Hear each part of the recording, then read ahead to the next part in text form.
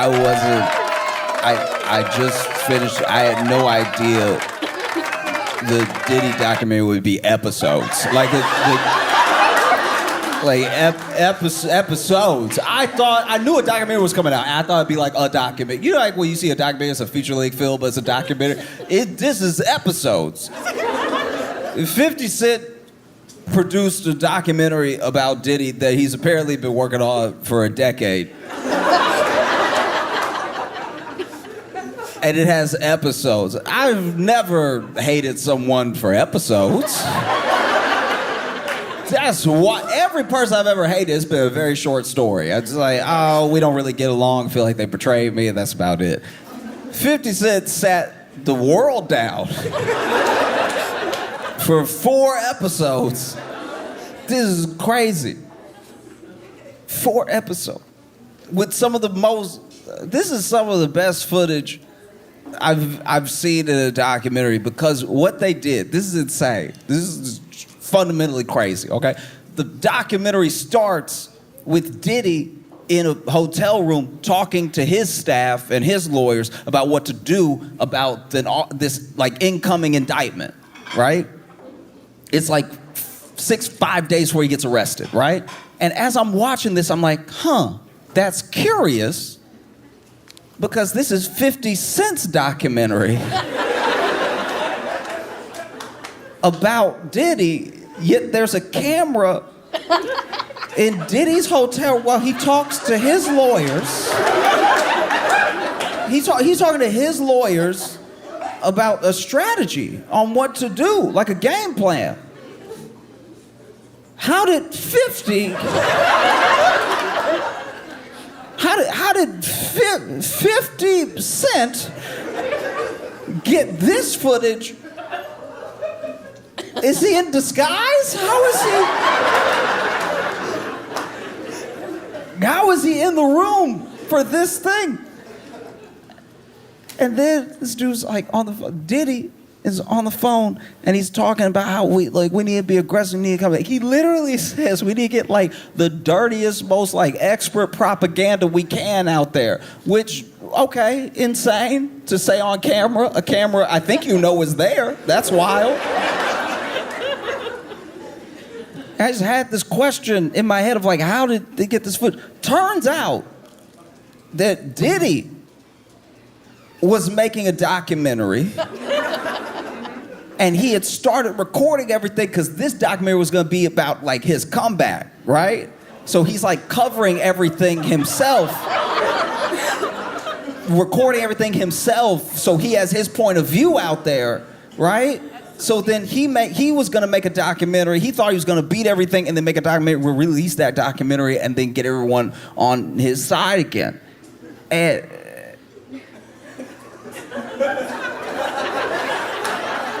And now you have to ask yourself, how did 50 come into the possession of Diddy's footage for Diddy's documentary about Diddy?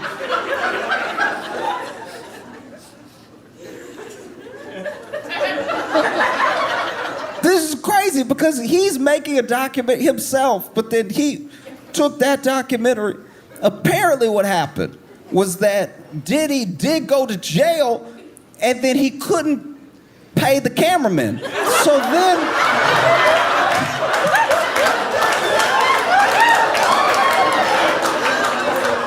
So then 50 was like, I'll pay the cameraman.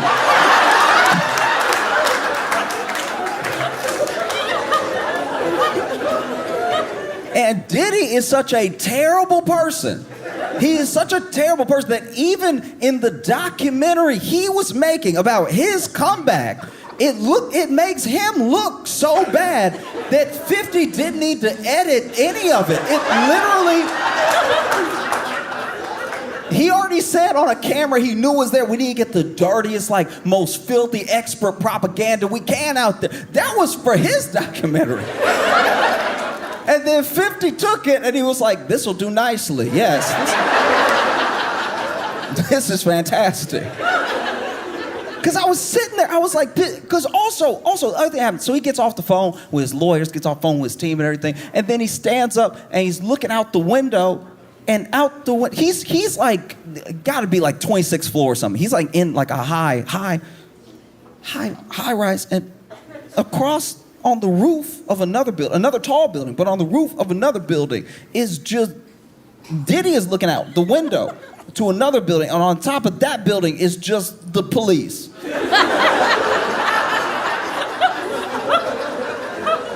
I'm not the police, so I don't know exactly how they operate, but that's the first. Usually in a stakeout, they hide. The fact that the police are outside Diddy's window on another building just like...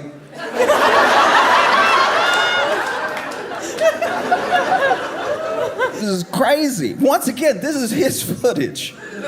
His footage. That's wild. 50 Cent has been promoting this documentary with glee. He's been going because he hates Diddy so much. He hate Diddy. You think you hate stuff. You do. You think you hate things. Ooh, I hate racism. No, not as much as 50 hates Diddy. Ooh, I hate sexism. You haven't even met sexism if you compare it to how much 50 hates Diddy. Oh, I hate olives. You love olives compared to how much 50 hates Diddy.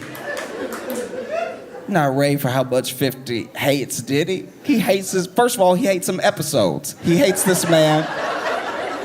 Episode after episode, he hates him enough to get good footage.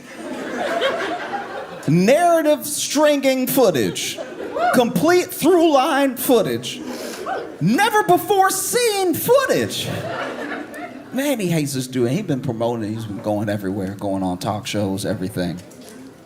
Goes on all these talk shows. This dude went on like MS Now, whatever they're calling it, and he's talking, I think he was talking to Ari Melber, and Ari is asking him, you know, just seems like they're having a conversation about like him specifically, and they were like, do you have any like heroes, people you look up to? And from what I could tell, 50 was basically like, I have people in my life that have accomplished things that I would like to accomplish, but I don't put anyone up on that level to just like call them my hero. You know, he doesn't like deify a person like that. And then Ari asked him, what about like in your life, have you seen any like villains you don't want to be like, people you don't want pattern your life after? And he was like,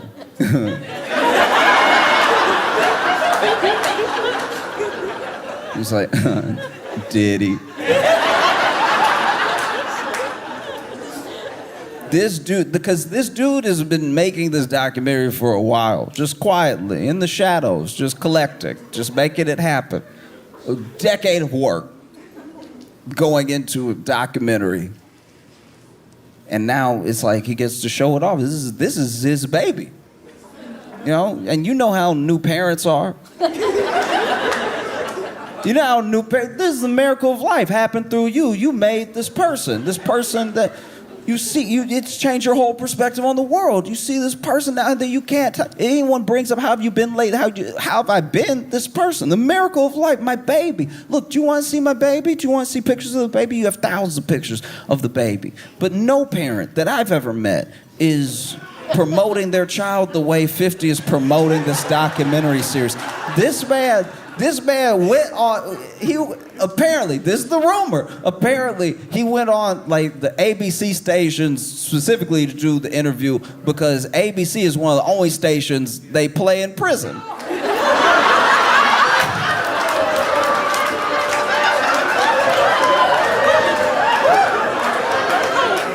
This is a biblical amount of hate. Cain didn't hate Abel this much. This is wild. He is doing everything but looking right to the camera, smiling and waving at Diddy. This is insane. This is wild. He's smiling so hard. I've never seen him smile like this. This man's smiling. 50 Cent in every interview is smiling ear to ear. I didn't know he had dimples. I think they just came in. Wow, he hates him so much. Oh man, wow. He hates him. So like, I've never seen hate like this, and to produce something that is both like a product of your hate, because most hate is fruitless.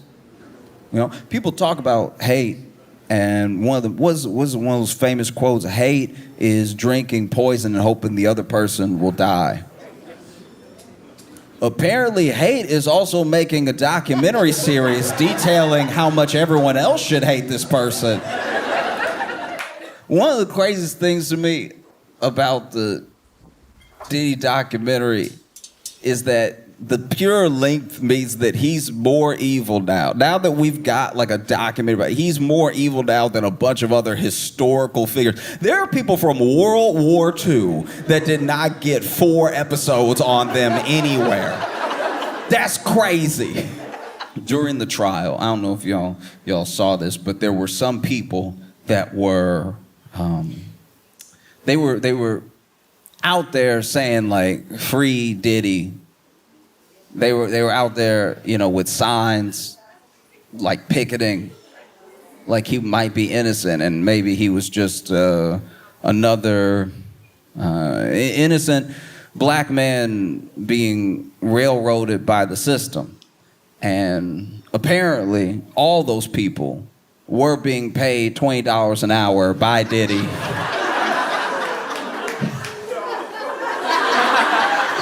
Here's the thing. This is what's so funny about that to me, is that like,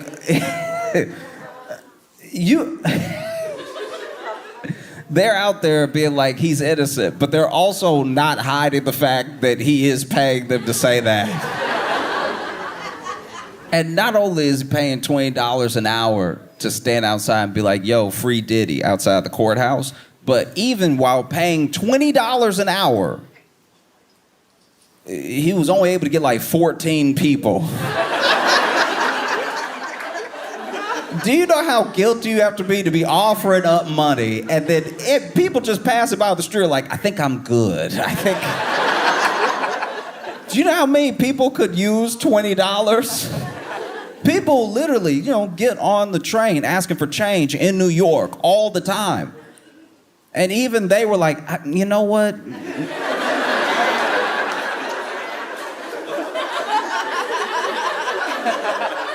Not every $20 is a good $20.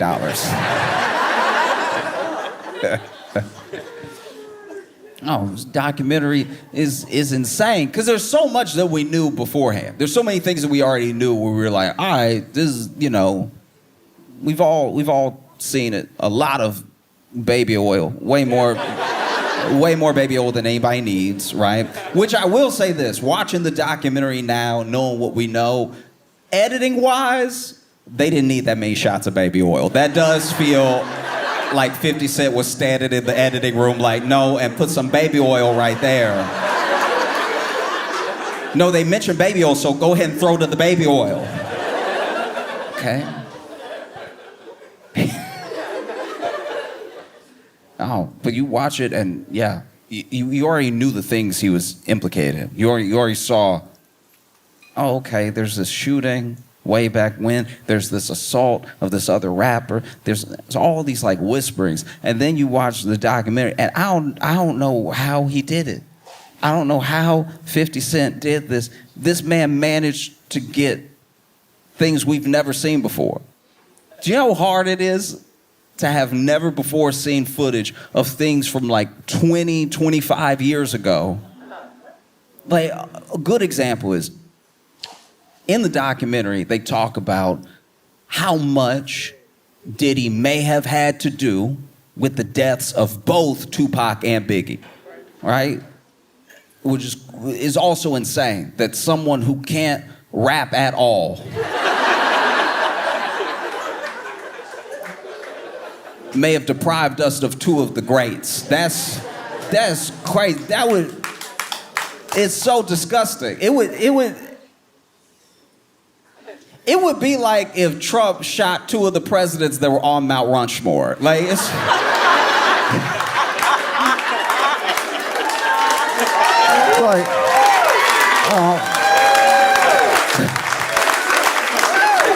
And then years later, we're just sitting here like, not Lincoln. How you gonna do that to George Washington?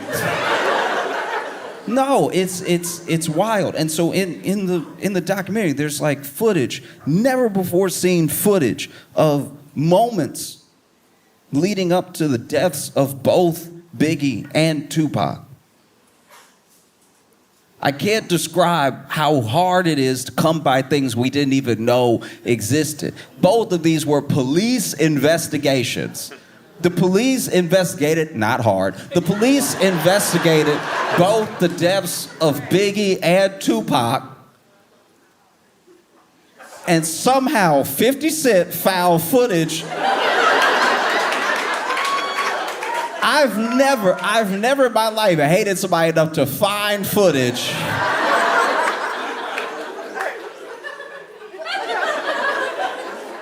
There's like this video, and this is also, you gotta go back to when this happened. This isn't when everybody had like a footage maker in their pocket. Do you know how we are accidentally being surveilled at all times? All of us. I know you think you're not because maybe you don't have your phone out and you're not posting where you are all the time, but the phone knows. The phone is very aware of where you are. And the phone loves snitching. The phone, one of your phone's favorite things to do is hit up a Fortune 500 company and be like, we over here. In case you want to study our patterns, figure out how to advertise to us, we're right here. We are completely and totally surveilled all the time. People don't realize that, like, even if your phone is off, you were just taking a walk. Maybe you're like, you know what? I want to break. I want to break from everything. I'm gonna take a quick break. I might even leave my phone at home and I'm just gonna go for a walk. That's great. Detach for a second. The thing in your pocket is too much of your life, and too much access to you comes through that thing. Like, sometimes just for the sake of your mental well-being, it's important to take a break from it, right? And you assume when you take that break that the phone can't even snitch. Meanwhile, you're taking a break, walking through your neighborhood, getting caught on every Ring camera. Everybody got a Ring camera. You getting caught from Ring camera to Ring camera to Ring camera to Ring camera to Ring camera. And even when they try to ping your phone, the phone like, he not here. Like, the phone loves snitching on you. The idea that like any crime goes unsolved is wild to me. The way we are surveilled now, I'm like, how'd you not catch them? I know where they are right now. It's crazy. So you go back a little bit. Go back to before it was so easy to keep track of everyone. Because even when people text you, they expect an answer from you. They have your number. They know it went to your phone. It said delivered on their end, right? And unless you fixed it on your phone snitched on you to them. It said read to them. It said read. It said, he saw it, he just don't want to answer. It said it. It told you. It told you immediately, right? And so even when you text someone, we expect immediate answers. We expect a sort of immediacy from everyone. And if you're not getting it, then it must mean something, right? Let's go back to a simpler time. Go back to the 90s when, you could just move about the world. I'm surprised people in the 90s, like, I'm a 90s baby, but I was a baby. I was a child. I didn't have the chance to take the opportunities allowed. But how did everybody that was an adult in the 90s not serial kill? It seemed like it was right there. Anytime somebody older than me hates somebody else older than me, I'm like, you could have been dealt with that. That seemed like, you don't want to solve a problem, that's on you. But like, I'm just saying, it's crazy to look back. Even like CCTV footage from like 1990. It is indistinguishable from a game of Pong. Like, it's so unclear what is happening in the thing. I can't believe anyone ever went to jail off of the original CCTV footage. It's so hard to tell what is happening. I can't tell if that's somebody beating somebody up on a street corner or if that is the Sasquatch. It could be either one of them. Black and white, barely imaging, got pixels everywhere, just moving. And it's like, as you can see right here, no, I can't see that. I can't see that at all. Even when I watch old episodes of Law and Order, and then they play the footage, that's how you know it was bad. I'm watching on TV, them pretend to be lawyers on TV. And they're still like, as you can see right here, and even sitting at home, I'm like, there's no way anybody can see anything. Like, is this where I'm supposed to suspend my disbelief and be like, it's a TV show, I can see it. Like, go back. Go back to a simpler time, right? Go back to a time where if you wanted there to be footage of something, you had to go out of your way. Truly out of your way. You accidentally make footage now. People don't realize that, but like even some of the things that get people caught when they do a crime weren't even them being stupid. But some people are very dumb. Some people are incredibly dumb. And they're like, look at me doing a crime. That is happening. And that's happening a lot. We got to get the youngins to stop doing the crime in front of their phone and then posting it. Doing the crime at all is bad. We should start there. But also, doing the crime and recording it is insane. Doing the crime, recording it, and posting it yourself. We have got to, the snitch is in the house. Like the snitch is you. The snitch is in the mirror. There's no one got to tell on you anymore. You post it. Look at me doing the crime. At what time is it? Let me take a screenshot of myself. Hold it today's. Let me take a screenshot of myself holding up another phone with today's most viral TikTok so that everybody can know for certain that it was me and I did it and I'm proud of it. And then when I show up in court, I'll be like, who?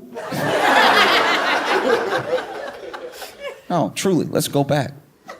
Let's go back. Let's go back to the 90s when you could just go for a walk, having, I don't know, killed somebody, and then... I don't even, truly, I don't know how, up until recently, up until, the true sort of overwatching surveillance police state that we don't really sit aware that we live in. Until then, I'm blown away that a cop ever solved a crime. That's true detective work. If you go back to the 90s and you're like, there's footprints. These footprints, let's check the footprints against the shoes that have been made in the last 10 years. All that stuff is real detective work. And when they caught someone, I think I would have been like, wow. How? This is crazy. Police now, they're just like, that looks like him in the video he made. I'm just saying, he said his whole name, so it might be him. You know, him and this dude, they had beef, so then he beat him up on camera, recorded himself beating him up because he thought it would look cool, and then held up his own driver's license, and then posted it to Instagram. It just seems like an open and shut case. Police work back in the day seemed like real work, I guess. That's... How'd you catch anybody? They weren't here for it.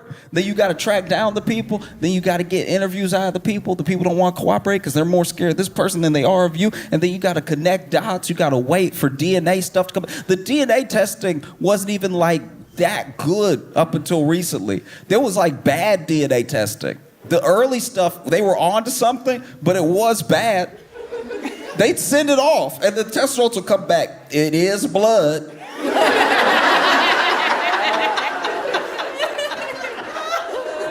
You haven't helped me at all. Whose blood is it? Somebody red, I think.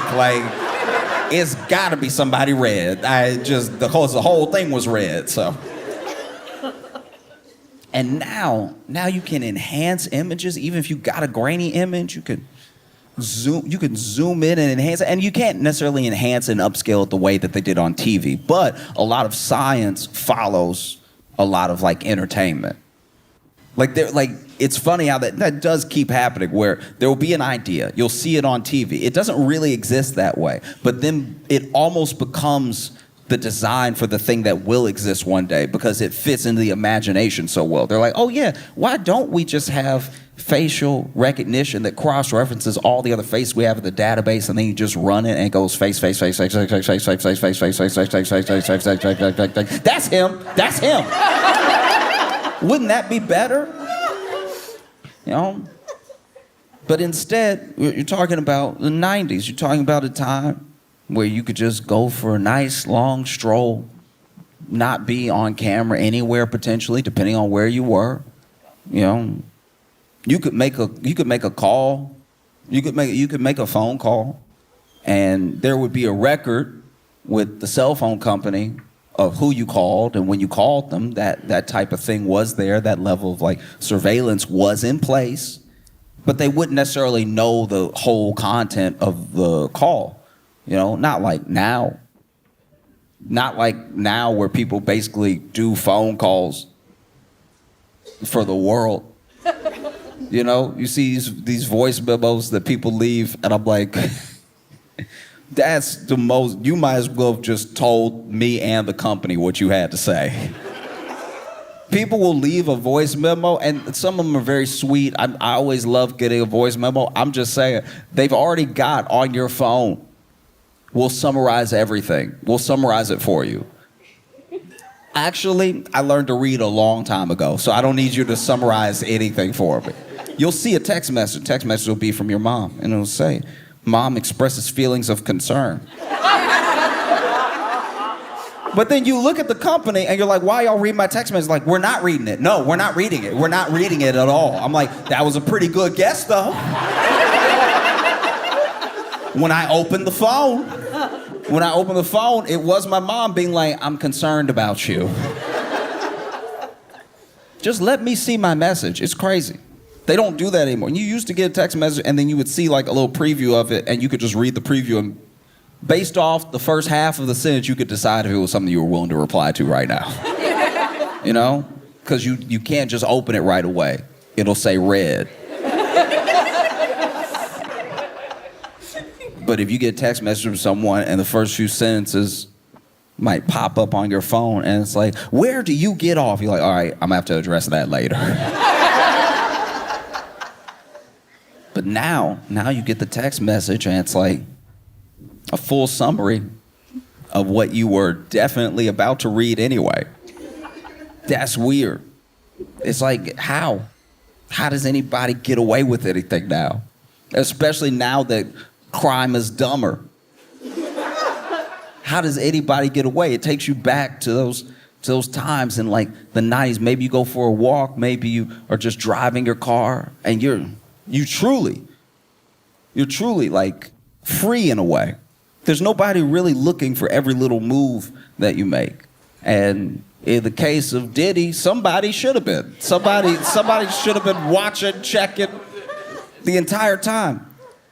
You know, you see in this documentary the relationship between Biggie and Tupac, the relationship between East Coast and West Coast, and how so much of the actual troubles were like orchestrated. They were stoked by Diddy. Like Biggie liked Tupac. They were cool. And then Diddy was jealous of Pac. Diddy was jealous of Pac because Pac was everything he wanted to be. You know, he was charismatic. He was truly like a poet that could make you understand where he was coming from. You did not have any sort of similar life experiences to him at all, but he could express himself in a way that brought you in. No matter where you came from, there was real connection there. He could build and he could bring together real community, right? And so for that, he was loved, he was instantly accepted, he was praised. And if you're someone like Diddy, you see that and you're immediately jealous of it. It's everything you want to be. He's good looking, he's young, he's successful in a way that comes from his effortless talent and his hard work. He's everything that Diddy wanted to be, and that Diddy knows he isn't, or wasn't. You know, Tupac was a rapper.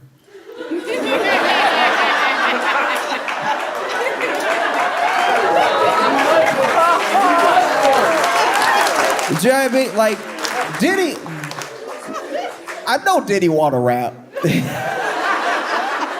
Ooh, Diddy want to rap so bad. One of the most dastardly things this documentary has done in some of the editing is just showing Diddy dance for no reason. You can tell Diddy not talented from the way he dancing. I know it's a harsh statement to make, but Diddy dances. Diddy dances like Tom Cruise from Tropic Thunder. Like Diddy. And Tom Cruise was on rhythm. You know what I mean? Like Diddy was over here in the documentary.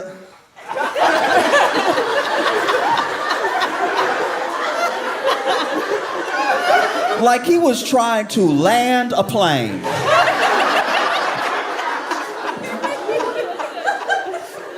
I was sitting there like, what am I watching?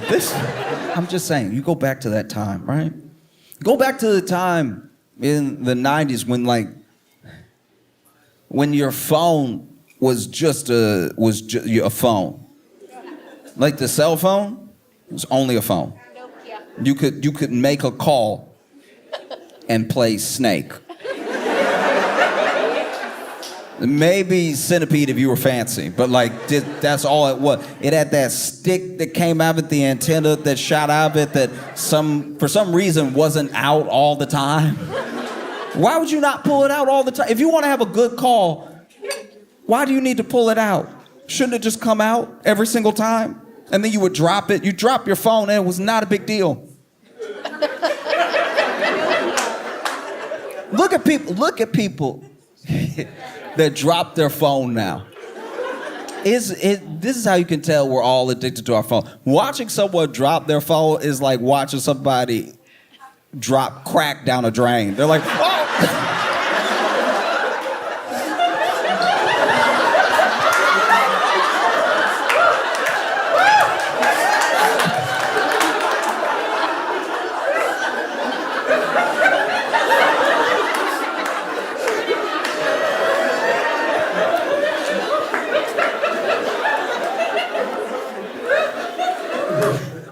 They had never before seen footage of the moments leading up to both Biggie and Pac's death.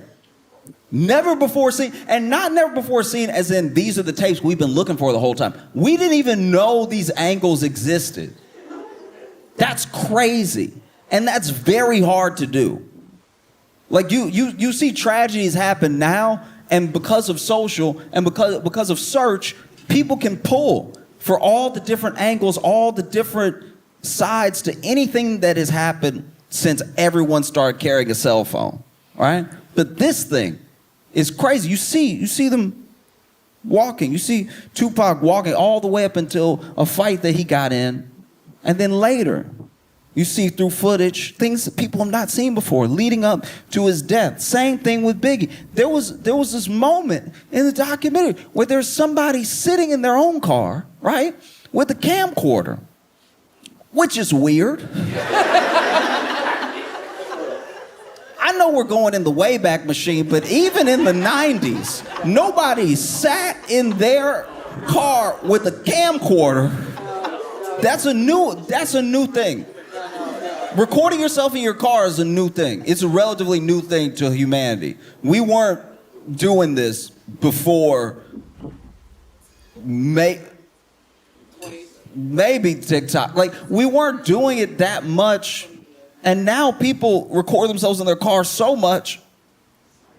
Why did we start crying in the car?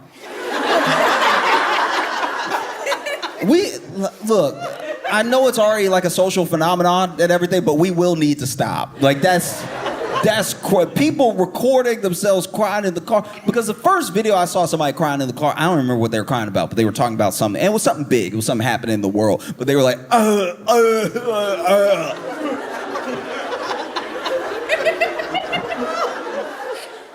And I saw them in the car.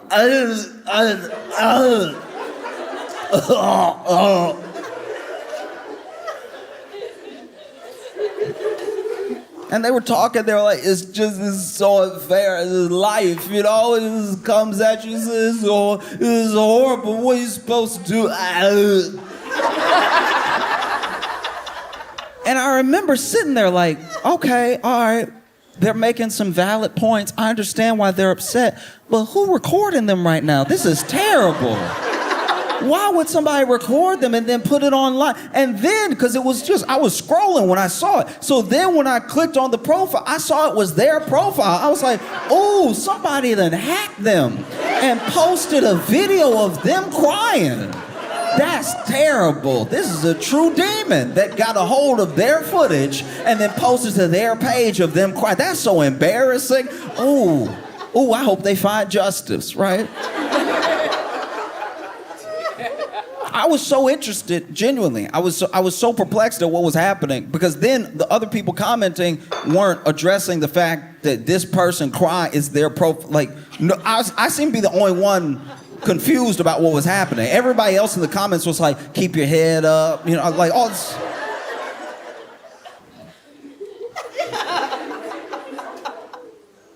And so, look, I was curious about how this was going to develop because I've been, you know.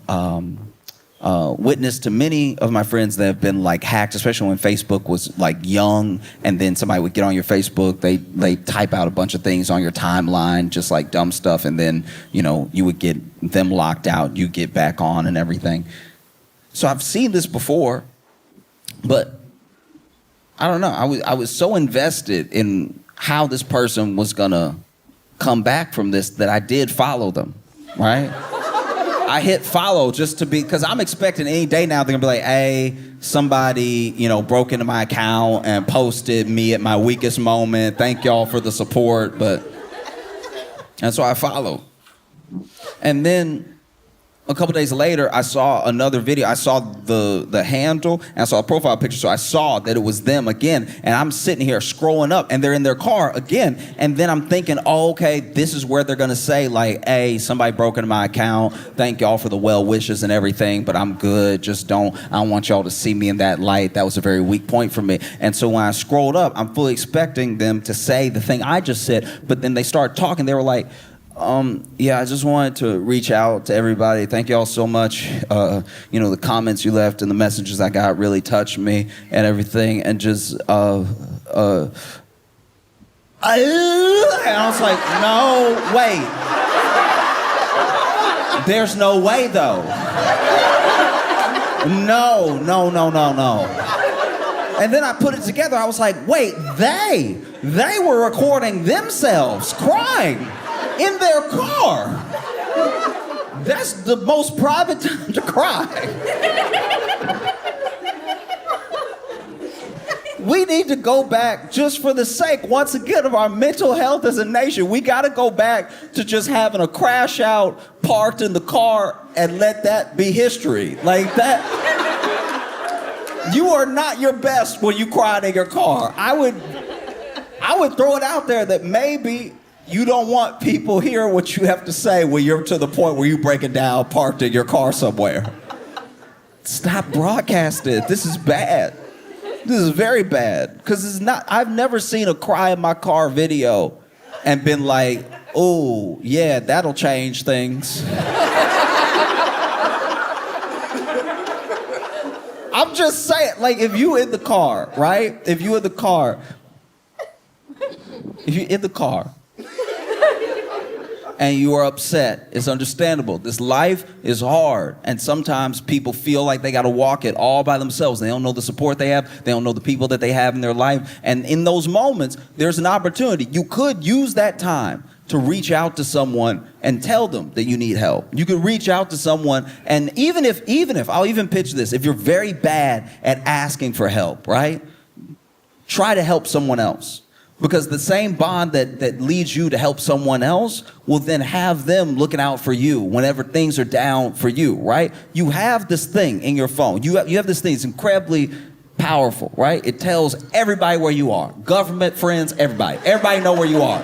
Everybody knows where you are. Everybody knows. People you don't know where you are. People you've never met know where you are. Right now, they know you're here. Like, people know where you are because it's in your phone, but you also know where other people are. You can reach out to people. You need help. This could be a way that you get the help that you need.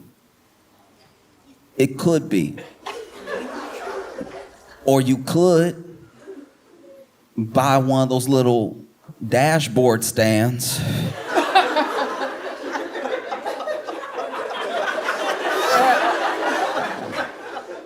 You know, and it's got that little knuckle on it that you put the thing on from the back of your phone and you...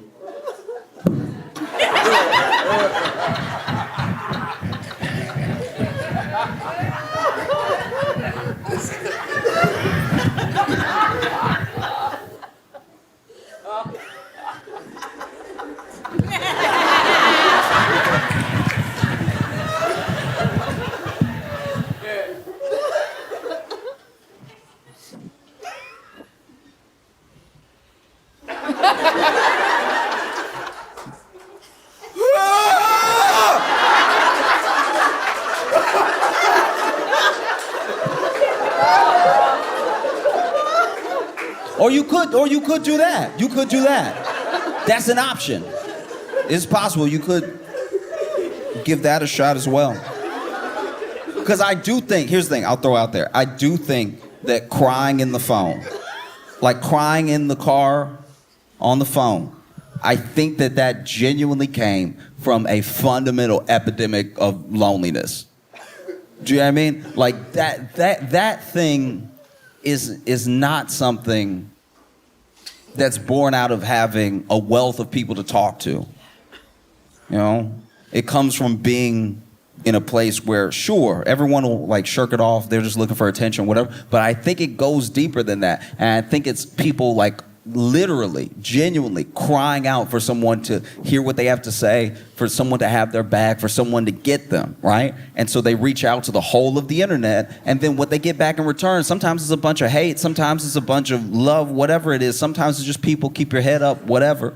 But I don't think it's a substitute for like genuine human connection, like having that person to sit in your car with you, to look at and go, like that, like, that's much better. That's just between the two of you. And instead of becoming your worst moment online, it becomes like an intimate moment you have with a friend who has your back, who you can cry to, right?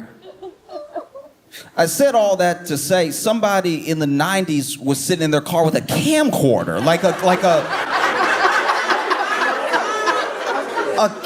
camcorder, do you remember what this was?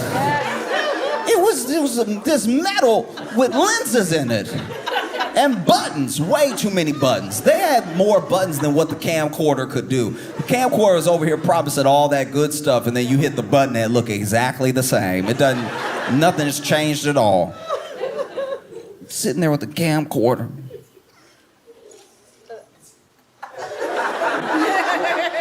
Because the camcorder had that strap.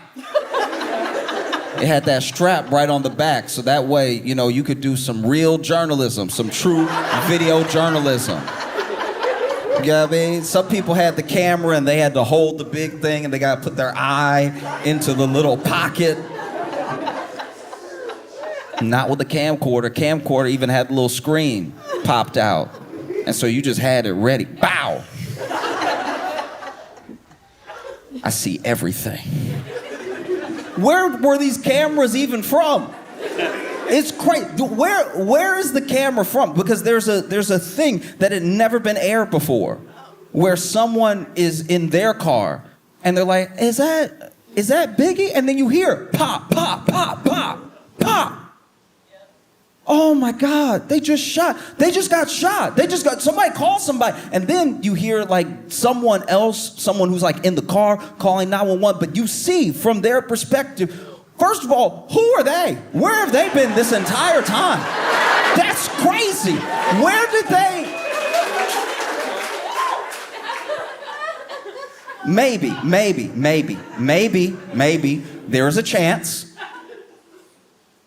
that in all of this investigative, in the long time, apparently like a decade, that 50 Cent's been working on this documentary, that somebody somewhere was able to pay somebody for something that they had never given anybody before. And there's also different reasons why you might hold on to something. Imagine you're there when something like this happens. You may not want to broadcast it to the world that you were right there and that you saw something on tape, because they didn't see a person, they just saw that these shots were happening, right? And so maybe you don't want to broadcast it because now you don't want to go to the police in a thing where they seem to have no leads and be like, oh, I have some extra information for you. Maybe, I don't know. It's plausible, but it seems just so wild that these two moments would meet up, that somebody would just be recording in their car with what had to be like a camcorder. Who just walked around with a camcorder in the 90s like that wasn't shooting their own document? Like, just in the car with the camcorder all the time in case something happens. Fast forward to present, and it ends up in this Netflix documentary about Diddy. Maybe that's what happened. But what seems just as likely is that 50 Cent time traveled back in time.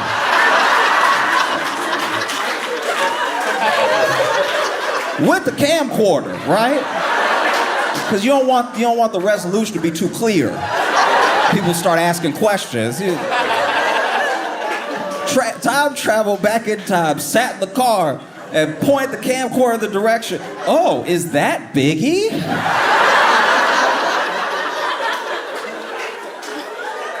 Pop, pop, pop, pop, pop, pop, pop. Oh no, someone shot Biggie. I'm gonna go back to the future. And there's so many, it's a documentary so full of detail, you almost have to rewatch it, because then there are things that go over your head the first time where you don't even realize how evil the thing that Diddy was, because so much information is flying at you. It's like information, here's a tidbit, here's an interview, first-hand account, somebody was there, baby oil. Here's another tidbit, here's a first-hand account, here's what someone had to say, here's something that we didn't even know Diddy did, baby oil. There's so many instances of them cutting to baby oil that sometimes some of the evil gets a little lost. The idea that this man might have had so much to do with Biggie's death and then went on a campaign like he was Biggie's best friend in the entire world. It's not just insane that people let him get away with it. What's even worse is that he threw this memorable event, right? All throughout Bed-Stuy, Biggie's funeral, right? And then no one knew, I didn't know until I saw the documentary, that he made Biggie's estate pay for that funeral. Yeah, like that's... And if you get too distracted by the baby oil, you might miss that detail.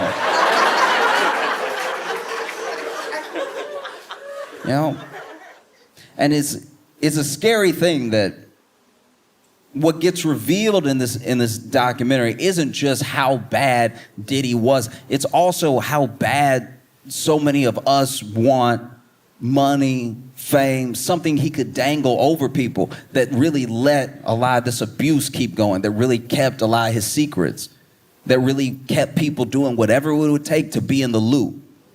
People can only have a real power over you when they have something that you want. Once you decide that you don't want it that bad or that you're going to get it for yourself, they have nothing over you.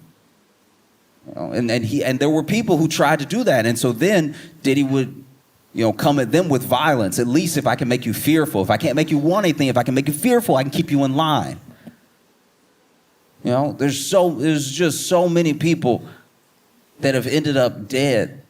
That's kind of like through the documentary sort of laid at Diddy's feet. Like either he's out here having people killed and doing all this stuff, or he's one of the unluckiest people to be around. Like that's...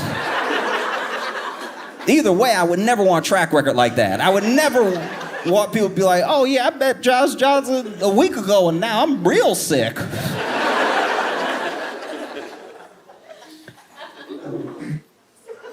One of the things that's so harrowing about the documentary to me is that you see how long Diddy got away with things that people are saying plainly that he just did. They're saying, no, this thing just happened, and then everyone was acting like it was normal, and everybody was acting like it was normal because apparently it was normal. It was normal for him to do all these things, whether he was beating up somebody, he was abusing somebody, he was stealing from somebody. All these things were like incredibly normal, and it's genuinely terrifying that something like that was able to become normal for a person. But it was able to become normal because there are in instances, it's a hard judgment to pass, but there are certain instances where you see a shade of someone who is big and bad and powerful and using all that power for evil, and you see a shade of that in even some of the people around them that they might be mistreating. There were plenty of people that were like cool with all this mistreatment until it came around to them. Or they were cool with everything that Diddy was doing, as bad as it was. They could look the other way, they just wouldn't acknowledge it, but then they got fired. You know? And there is no Diddy without a bunch of little Diddies running around wanting to be like him, wanting to emulate that sort of thing, wanting to have power just so that they had choice what to do with it. Because one of the things that people with power like to do is they love to rob you of your choices. You know? There's always a choice to a degree. It may not be a choice that you like, but they love to rob the sort of feeling of freedom you have over your choices. You can make very hard choices. Someone could walk up to you and say, give me all your money or I'm gonna kill you. And you could say, kill me. You could. It is a choice. Some people would say that's no choice. It is. It is a choice. They said, give me all your money, or implies a different outcome. Right? Do this or this. That's your choice. It's not a good choice. Don't get me wrong. It's not something that I envy. It's not even something that I'm saying it's easy to walk away from. It's easy. It's scary. It's scary when someone with power wants something from you or they want to take something from you and you don't know how you're going to survive, right? But they don't get away with this thing. It takes time to become the person that Diddy was. It takes decades. It took him decades. It took everyone looking the other way for little things, then big things for so long that finally he does seem like this unstoppable, unbeatable force. He does beat people down in court. He does beat people down in person, right? But these people can't get to where they are without us. They can't get to where they are without us looking the other way, without us slightly condoning, not quite condemning. They can't get that way without us. These people just don't come out of the woodwork. He started as this kid who didn't even drink, who didn't do drugs, but he had an idea in his head of what a man was and what a powerful man was, and he wanted to be those things at any cost. And so he took it upon himself to start himself down that road. Fast forward 20, 25 years later, this is the type of person who thinks he can beat people in front of cameras. You know? And what does it take to take down a person like that? Because they seem so powerful. They have so much money. Diddy valued at billions, right? What can you do to a billionaire? How do you take a person like that down? One piece at a time. All of us. It takes all of us not looking away. It takes all of us doing something. You know, because people have said in the documentary, people have said in interviews that when Diddy is like in his element, he's untouchable. You would think he was a god. But when you're alone in the room with him, you see, not only is this just a man, this is like still that like kind of scared kid, kind of insecure kid, right? That in no way condones anything that he's ever done. That in no way is like an excuse. I'm just saying that's like the truth. The armor is a facade, you know? One of the craziest things that has happened since the documentary came out is that Ja Rule came out against 50 Cent and called him a snitch for making the documentary, which is not a popular side to take. That is weird. It's a weird thing to say when no one was talking to you at all. That's not a smart career or business move. You saw someone who still hates you produce a documentary for Netflix about someone else they hated that is 4 episodes long. You saw that and you thought to yourself, I'll get involved. Are you out of your mind? I was blown away. Called him and snitched and everything. Ja Rule, by the way, I looked up Ja Rule just to see what was up. Just, I wonder what Ja Rule had been up to, because it wasn't rapping, right? And most recently, the last time Ja Rule made headlines was because he got punched at a Brandy and Monica concert on their The Boy Is Mine tour. Where you get punched says a lot about where you are in life. Do you know what I mean? If you're a rapper and you get into a fight at a rap concert, that seems par for the course. If you are a rapper and you get punched backstage at an R&B concert, you must have had it coming. These people are singing melodies. I'm not a fighter, but one of the worst things to do is to get beat up to soft music.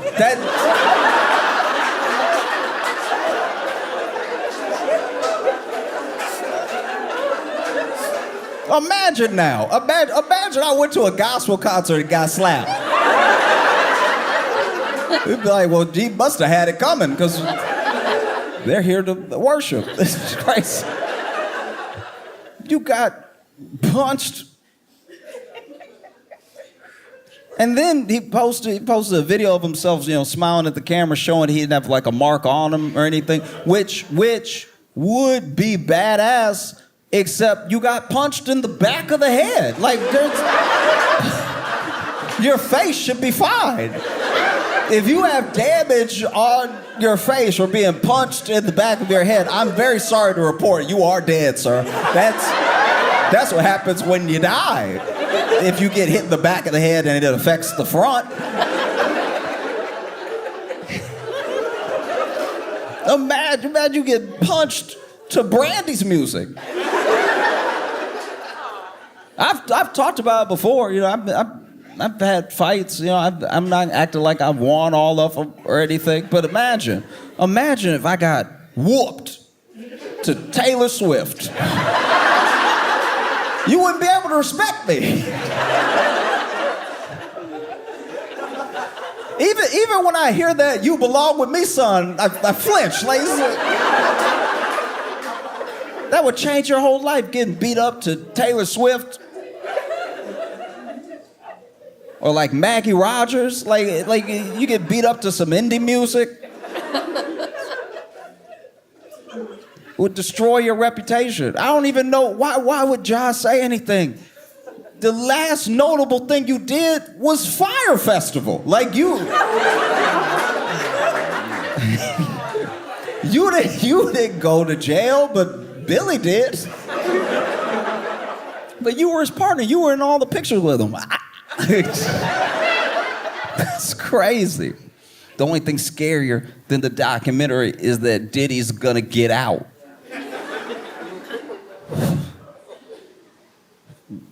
I'm terrified. I've been talking reckless. I really thought he was gonna go down. I was positive. I was positive. I was so sure justice was gonna prevail. You know what I mean? This is crazy. This is so insane. The American justice system had one job, right? One job. Finally, a black dude did everything. And somehow this is the one that slips through the cracks. That's crazy. Do you know what I mean? Do you know how many people I know have been arrested or gone to jail for something slight? It's like they barely had it. But then a jury was like, maybe they did it. Let's send them away. Diddy and OJ are the two people that I've seen where I'm like, guys, what? What? This is crazy. You watch this. It's insane. You watch this documentary and you're like, wow, this dude is a true demon. Like in every sense of the word. Like he's so evil. It's horrible. It's horrible, the things that he did to people. There's never any excuse for it. No matter what your childhood was, no matter how much you're lacking in love, no matter what trauma you've been through. There are people who have always had it worse than other people that don't go about doing like evil business. And because I believe in like forces in a way. I do believe that there are some people that are so pulled to like the worst of their nature that they'll do whatever it takes to feed an ego, to keep a side of themselves quiet that makes them question the things that they're doing, you know? But I also truly believe in balance. I believe in balance, and I don't think that like any man is like truly a saint. All of us have our issues, all of us have our problems, and we have our things that keep us human. We have our mistakes, we have everything that drags a person down, right? So I would never try to put a person on a pedestal or make them some sort of living saint, because I don't know what their inner thoughts are. I don't actually know their heart. I don't know if the good that they do is to be seen doing good, or if it's to actually put more good in the world. I can't tell you, I have no idea. But because I grew up in a religious home with a grandma that really believed in Jesus. You know, I've seen that picture of Saint Michael stepping on Satan's neck. And I don't know, it just kind of feels like that's what 50 Cent is doing to Diddy.